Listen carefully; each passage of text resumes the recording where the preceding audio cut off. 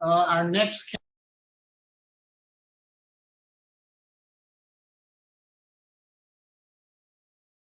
The Committee on Parole is called back to order. Our next case is Mr. Tyrone Webb.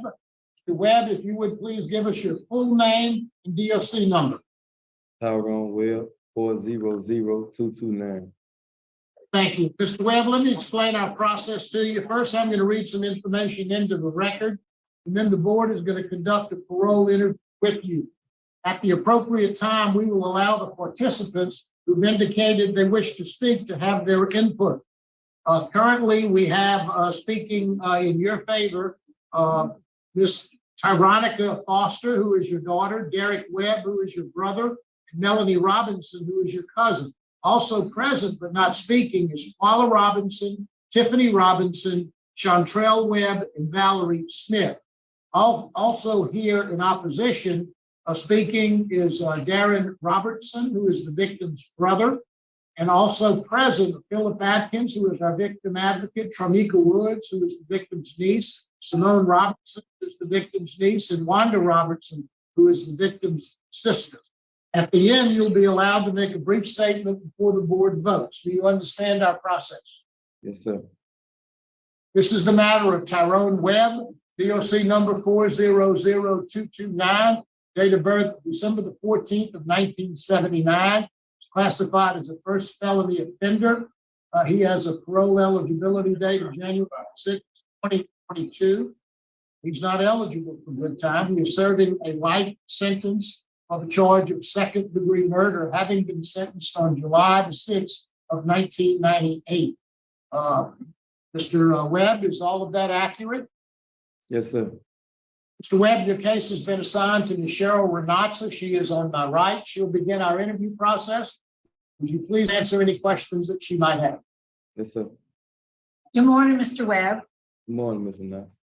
How old are you, sir? 43, Okay. How long you been in jail?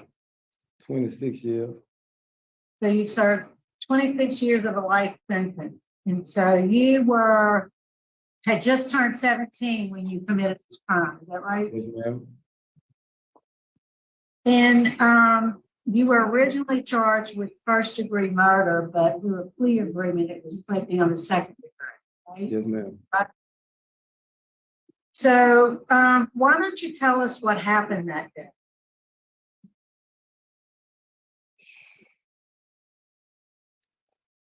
Seriously, I made a mistake, really.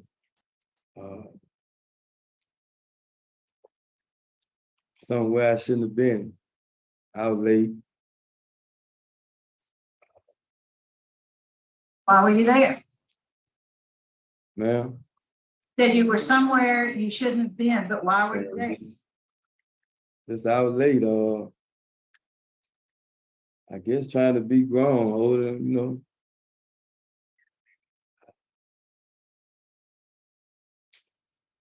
just made a mistake. And your mistake caused Mr. Norman Robertson his life. He was a store clerk. Is that correct? Yes, ma'am. And it looks like you committed another armed robbery at a nearby gas station a few days before then. Yes, ma'am. So what was going on in your life? Just was some troubled times like this. Trying to be my own man at a young age. So how far did you go in school? 11th grade. Why'd you drop out? Why'd you quit? Getting in trouble. Ended up going to juvenile. Came home and just got caught up in the streets. Yeah, were you kicked out of school? Ma'am? Were you kicked out of the school? Yes, I was expelled 3 times.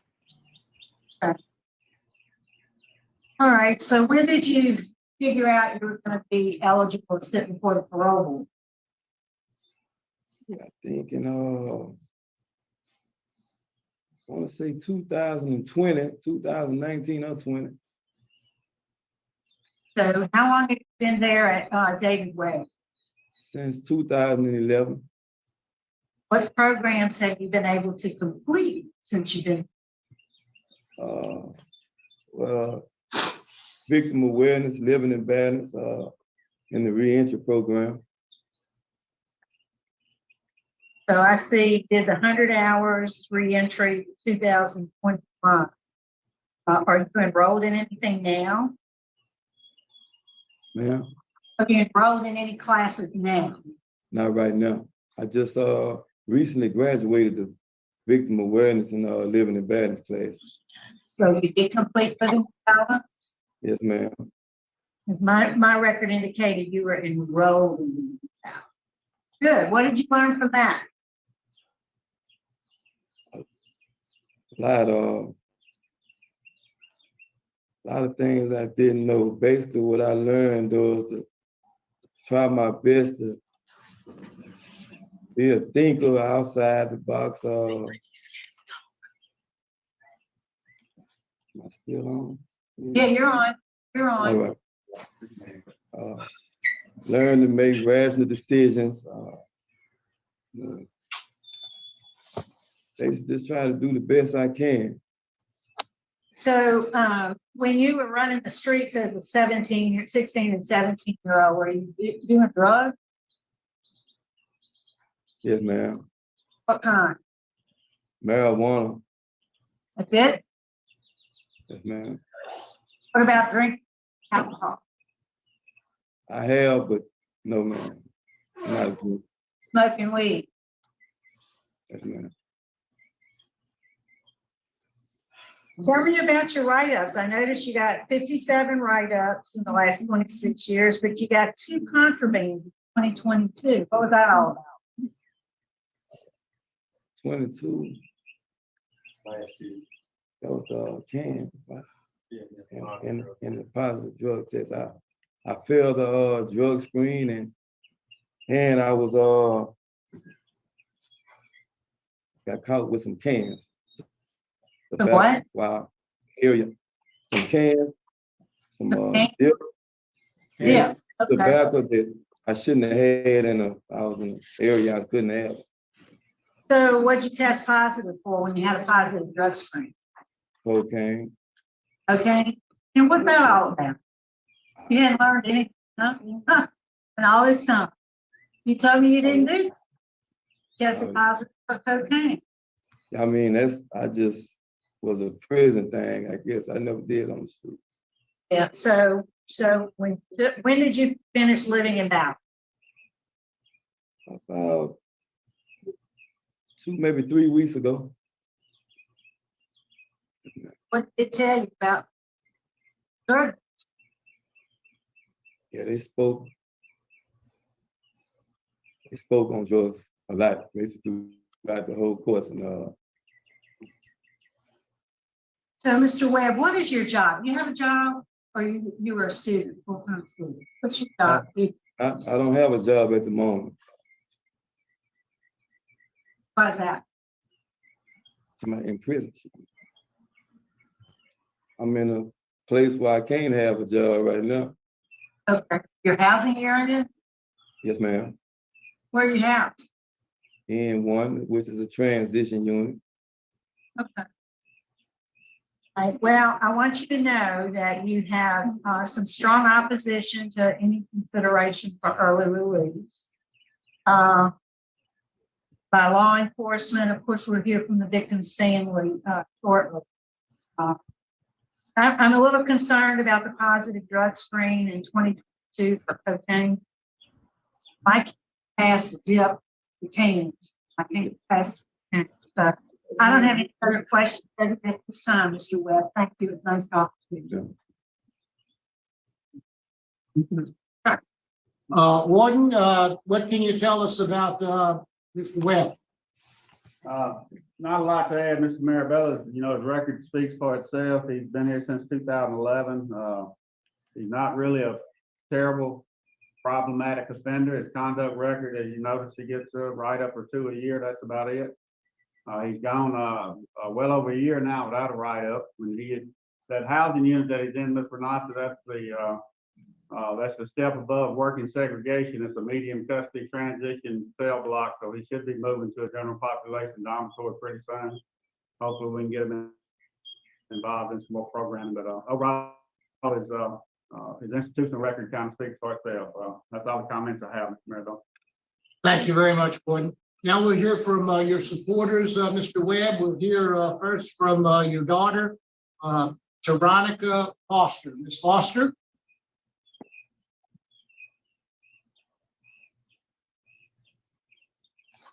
You hear me? Yes, ma'am, we can hear you. Can you tell us your name and tell us what you'd like us to know about your dad? Tyrone Foster. And over the years, again, I know my dad, like he's a good man. He had flaws. Don't get me wrong, he was wrong for what he did, but I think he know better now. Yeah. Thank you very much, Ms. Foster. We appreciate your comments. Mr. Derek Webb?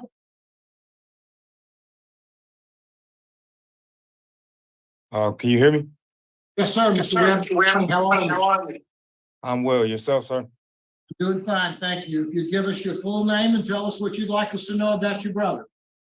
Well, my name is Derek Webb. I'm a master in the United States Air Force. I'm 37 years old now, and I've been without my brother since I was 11. All in all, I would say that a part of the reason why I am today and who I am today is because of my brother. I know he's made mistakes in the past. I know that he's gone from those mistakes, and I know these things just based on what he has been and where he has been for me in my life from that time up until where we are now.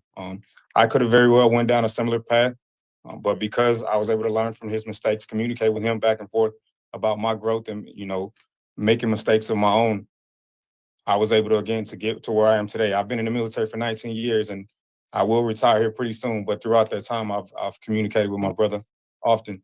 And I can tell his growth just as much as he's helped me grow. So I believe that he deserves a second opportunity. I believe that he understands what he did was wrong.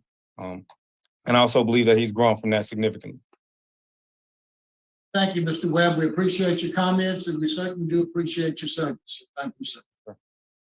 Ms. Melanie Robinson. I'm here. Ms. Robinson, if you'd introduce yourself and tell us what you'd like us to know about your cousin. I am Melanie Robinson. I am Tyrone's cousin. I am the one that has been working with Tyrone. I have degrees in criminal justice, and I decided to use the degree to help my cousin to the best of my ability to get on this track. I believe with my help and the help of my family that Tyrone deserves a second chance. He was young. We all was young, and we have made mistakes. I believe my cousin has learned from his mistakes. I want my cousin to have a second chance because of his daughter. His daughter has lost her mother in a death, and she has no parent figure. And I believe that my cousin should be denied, granted another chance to be here for his daughter. If my cousin is granted another chance, I will help him. Like I say, I'm in the criminal justice field. I'm the one that got this started up for Tyrone to even try to have a second chance. People probably think I'm tough or hard or whatever, but that's just my nature. Tyrone was wrong for what he did. Again, he was a teenager. He's been locked down since he was 17. He's 43 now. I'm asking everybody to please give him another chance in life to be here with family and as well as his daughter. Because as of now, she's just here out here by herself. She needs a parent with her. Thank you, Ms. Robinson. We appreciate your comments. Mr. Webb, we'll now hear from the opposition, Mr. Darren Robertson. Good morning. My name is Mr. Darren Robertson. And my brother was named Norman Robertson. And my mother was named Miss Dorothy. And she died of a broken heart because the defendant, he came into our lives, which we would have never crossed paths of him. And he took my mother's son. He gave her a life sentence that he couldn't pay for. My mom died of a grieving heart. She died of heart trouble because he took her son. And when he did it around his baby daughter birthday. And he have 2 more children. They got a life sentence without their dad. He can't see their grandkids. Me, my sister, and my brother is a table that was missing birthdays, years, school, graduation, everything. It was a seat always. It was 4 of us. Now it's 3 of us.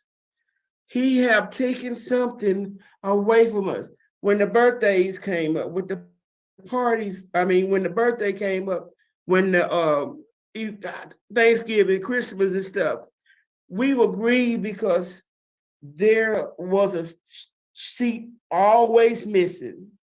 And he have come in our lives. And our brother's not gonna stand in a seat. My mom died of a broken heart. She died of a grieving heart. Nobody know how my mom lost her child, but she died. He gave my mom a life sentence. He gave us a life sentence. His kids is not can come forward to speak now because he traumatized them when they was a little kid. They have to live this year without getting mental help from someone who took their father. Now, y'all, I want to thank you. I have a lot more to say, but I'm going to pass it on to my niece.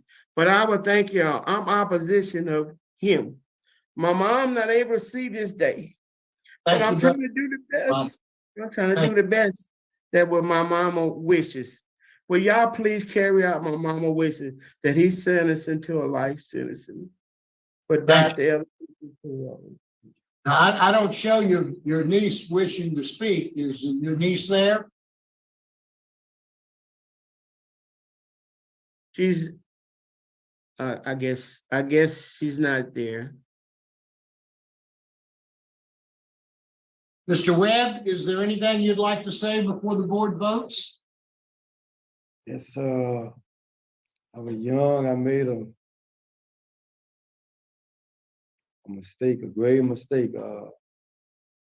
If I could have the opportunity to speak with or towards the victim family, I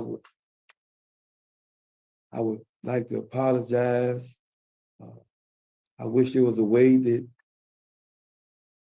I could undo what was done.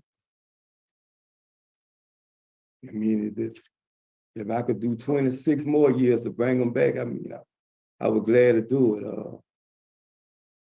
I thank the board for giving me this opportunity.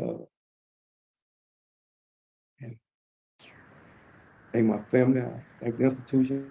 And I'm just continue to do what I have to do to make myself better.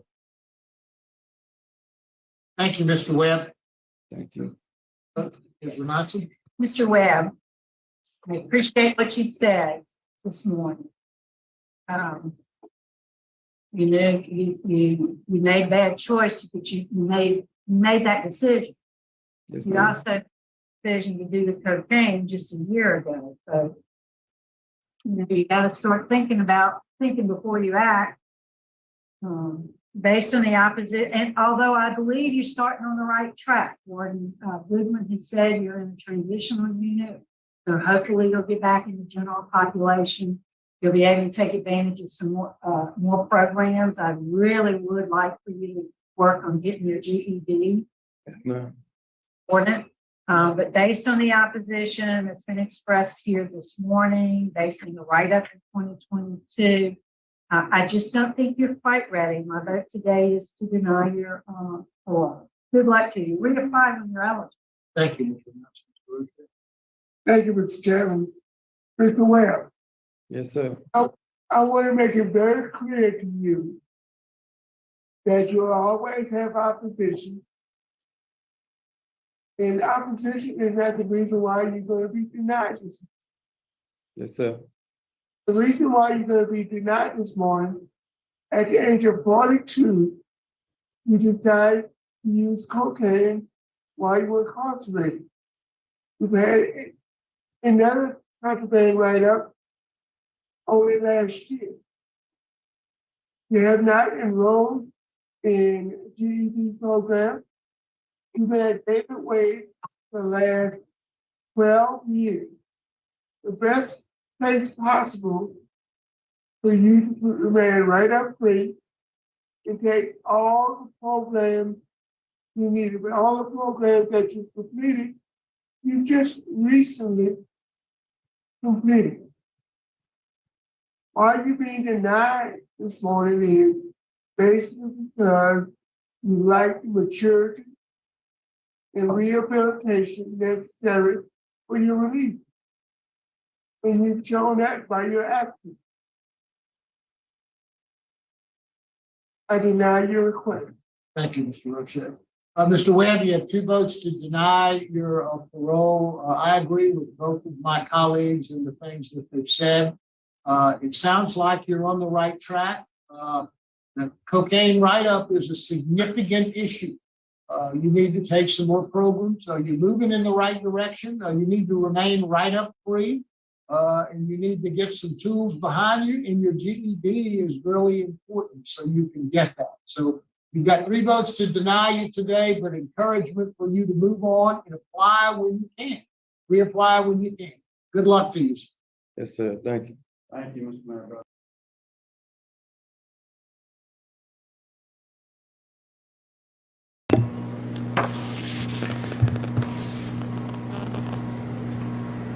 Okay, let's unpack that. So, unfortunately, I could not find anywhere information on this case, which means that we really have no information on the major crime that he did, because when they asked him about it, his answers were, I was trying to be older.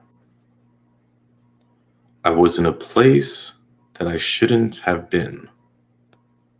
I was out late.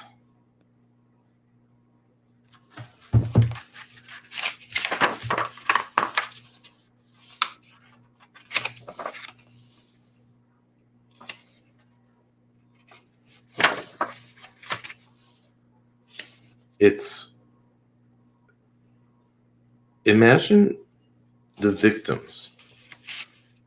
It's been all these years since I believe he pleaded guilty, so he didn't go to trial. This is why I can't find anything on it. Maybe they had a chance to make a victim impact statement before the sentencing. And then this is the first opportunity to hear something or say something, maybe hear why he did it. And all he can say is, I was trying to be older. I was somewhere where I shouldn't have been.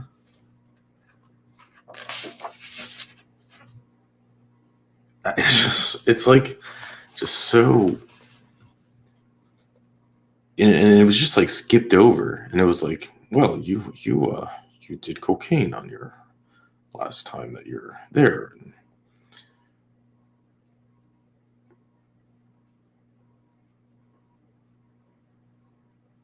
It's hard to understand, really, for me.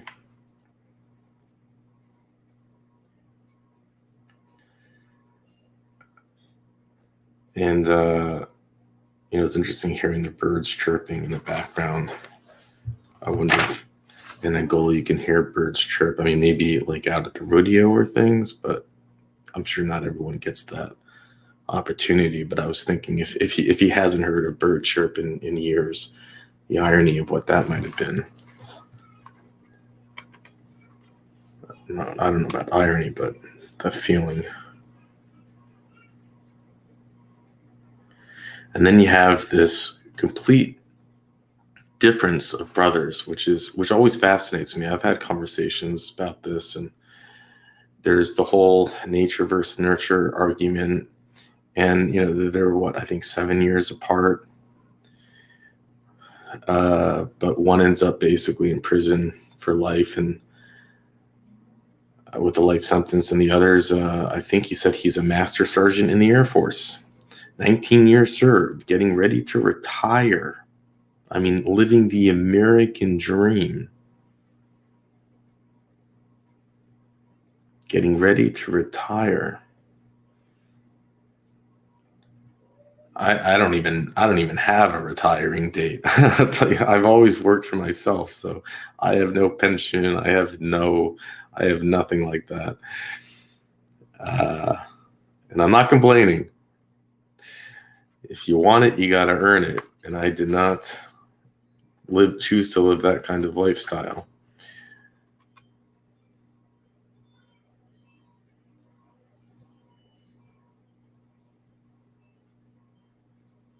It does amaze me that you can have those differences. Although I don't know how the brother gets up and says, you know, I am who I am because of him. It's like, no, you're not. It's nice of you to say that, but you are most definitely not. Maybe it had an impact on you seeing him get locked up, and maybe you made a decision that you're going to change your life path. Maybe that happened.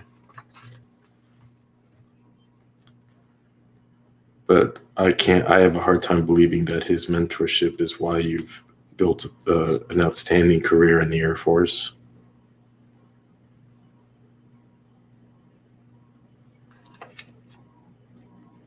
We knew that he was going to get denied the moment he had that write-up, which is really mind-boggling. I don't think it would have come as a surprise that he was going to have a parole hearing.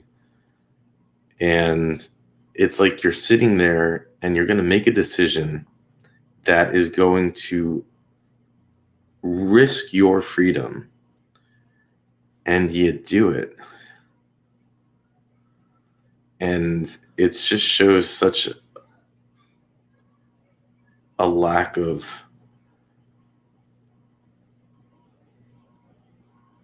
it is proof in the pudding that you're not ready to be out. I mean, if that's what you do when it's all about you, it's all your life is on the line, and of course your loved ones. And then to do that so close to when you could have a parole hearing, it's kind of bizarre. And now what I'm thinking is, he's going to get another chance at parole, and if he stays on the write up free, and maybe it's 5 more years, I'm not entirely sure how much he has to wait for his offense class, but I do hope that he has a better answer as to what it is that he did. And I'm thinking that the parole board only let it go because they knew that he was getting denied regardless. And maybe they felt it wasn't necessary to have him walk through the details of the crime. But he's going to need to do a better job if he thinks he's going to have a chance of getting out, in my opinion. Although you never know with the board. We've seen it. We've seen people not describe anything and get out. We have. Anyways, love to hear your thoughts on nature versus nurture. And